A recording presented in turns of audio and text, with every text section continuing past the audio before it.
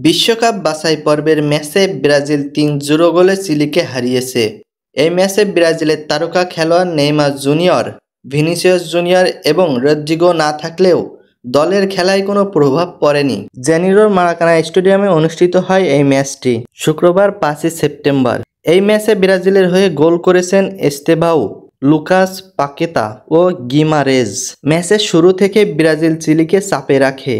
ম্যাচের ৩৮তম মিনিটে এস্তেভাও একটি চমৎকার বাইসাইকেল কিকে ব্রাজিলের পক্ষে প্রথম গোলটি করেছেন। দ্বিতীয় অর্ধের ৭১তম মিনিটে বদলি খেলোয়াড় হিসেবে মাঠে নামে পাকেতা গোল করে ব্যবধান ২-০ করেন। ৭৬তম মিনিটে গিমারেজ ব্রাজিলের তৃতীয় গোলটি করে এবং এটিই ছিল শেষ গোল।